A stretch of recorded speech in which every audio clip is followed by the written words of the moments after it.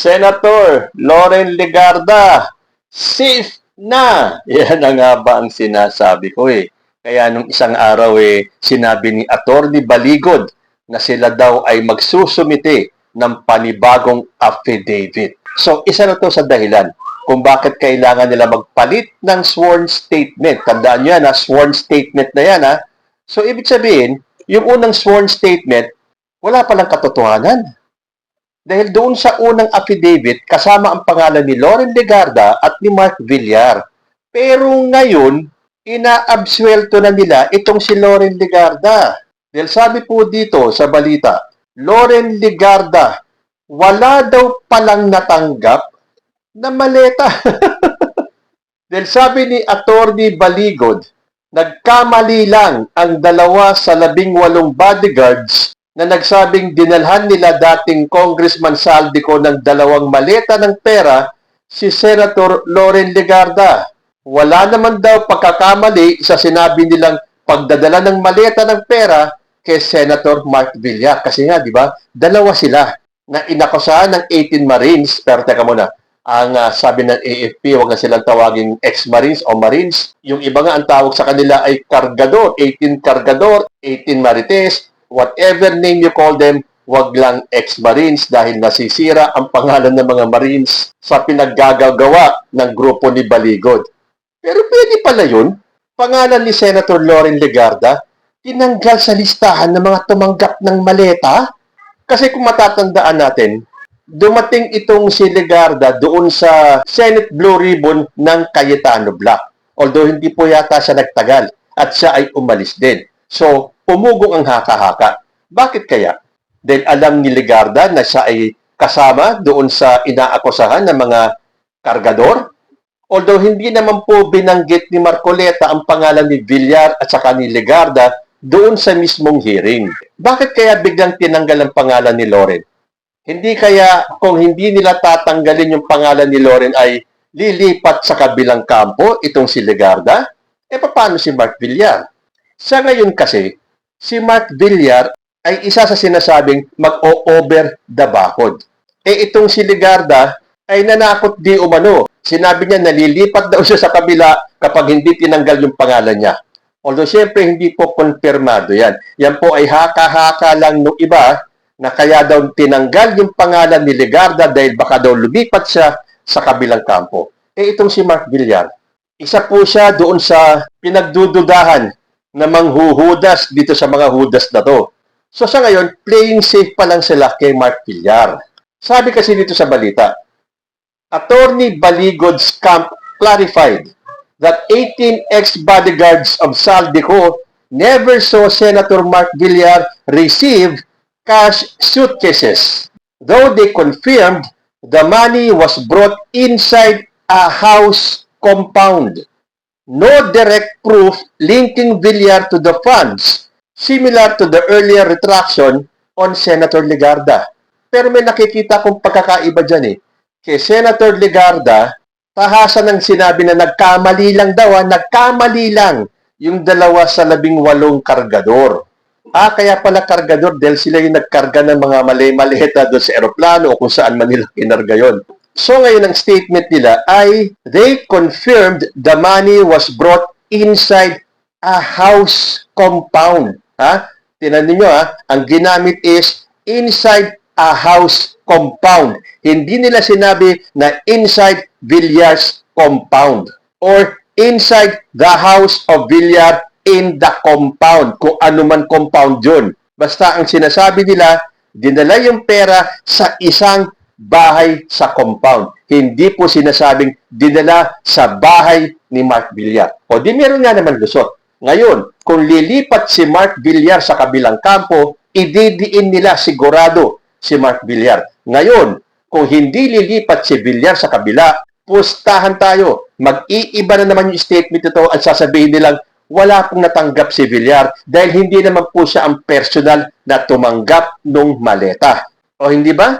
Pero please, Atty. Baligod, huwag mong minamaliit ang kaisipan ng mga Pilipino. Tinatarantado mo na kami. Ganun ba kasimple yun? Nung unang affidavit, andun ang pangalan nila. Tapos ngayon, nakaalyado na sila, kailangan tanggalin yung pangalan nila dahil kung hindi tatanggalin yung pangalan nila, lilipat sila sa Gatchalian Black. So, sinong inuuto mo? O yung mga DDS, sigurado, para sa kanila, para sa mga DDS, ay lahat po tayo nagkakamali. So, tanggap po namin na nagkamali kayo. Ang importante, inamin nyo nagkamali kayo at ni-rectify nyo. Ano ba yung rectify? Yung tinama ninyo yung inyong pagkakamali at tinanggap. Ngayon, sabi pa ni Baligod, pwede naman daw magdemanda si Loren Legarda kung gusto niya. Dahil kung tutuusin, dapat talaga i-demanda ni Legarda na sila ay nag-deliver ng maleta sa kanyang bahay. Dahil sinira nila ang pangalan ni Legarda. Yung magandang imahe ni Legarda ay tumanggap din pala ng mali-maletang pera. O, di ba? Di sira ang pangalan niya. Kahit sabihin mong binawi na ng mga ex-marines to, sino ang maniniwala? Una, nakalagay ka sa sworn statement, tapos ngayon hindi at nagkamali lang pala. Teka muna, di ba ang mga sworn statements, ang mga affidavit, paulit-ulit, ilang ulit nilang babasahin para siguradong tama yung nakasulat doon. Bakit all of a sudden? Nagkamali pala. Nagkamali na sila minsan yung kay Laila de Lima, na sinabi nilang congresswoman, kalalabas pala ng presyo nitong si de Lima.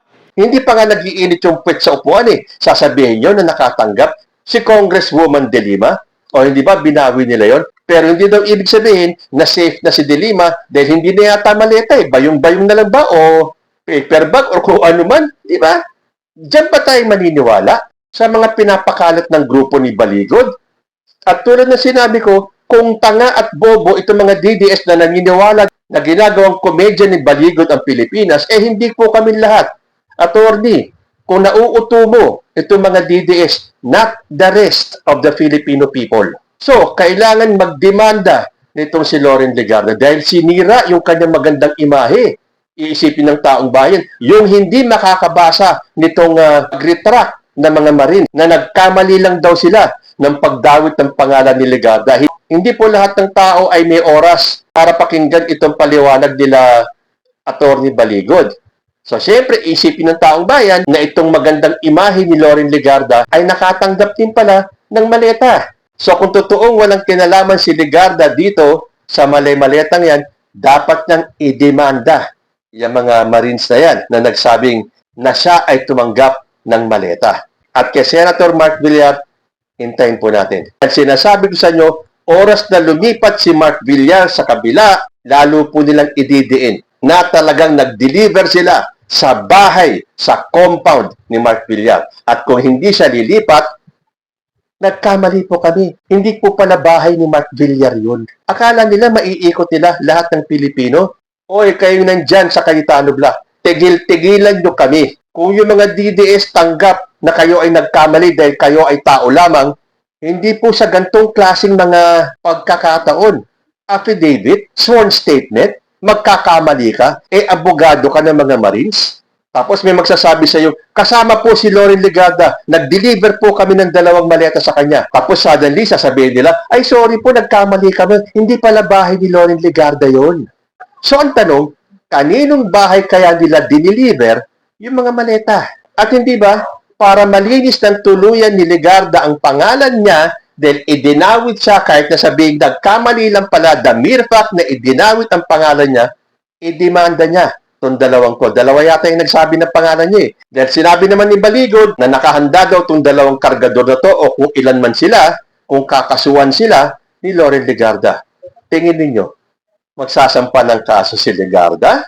Pero dapat magsampa ng reklamo itong si Legarda. Tulad ng ginawa ng mga nagsampa ng reklamo laban dito sa 18 kargador na to.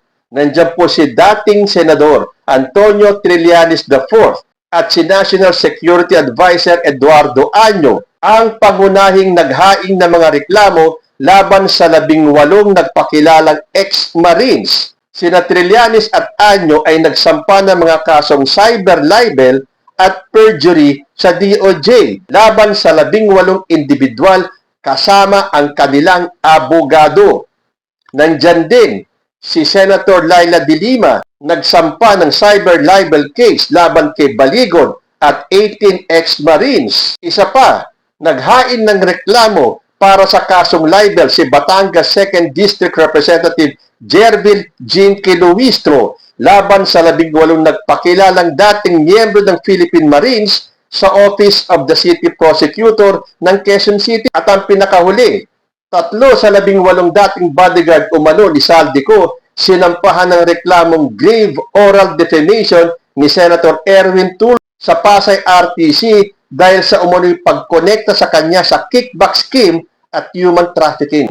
At hindi lang po yan ha, bukod sa mga nabanggit ko, may nauna na pong mga nagsampa ng reklamo at dumadami po yan.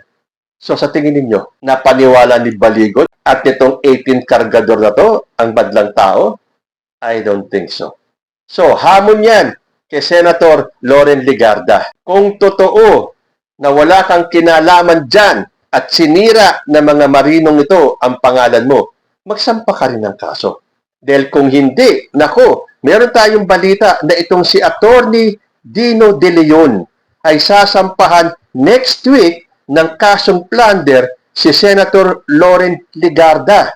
So abangan po natin. Basta itong mga binanggit ko, mga personalidad, ay nagsampa ng reklamo laban sa 18 kargador na to at si Attorney Baligod. Uy, pero meron akong nabasa na kapag hindi daw natin pinaniwalaan itong 18 kargador na to, maglalabas pa daw sila ng ibang testigo at doon daw mawiwindang ang mundo natin.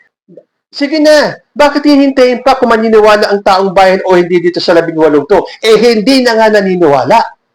Bakit hihintayin nyo pa yun? Ilabas nyo na kagad. Bakit nakapag-training na kayo? Nakapag-workshop na kayo ng mga panibagong testigo?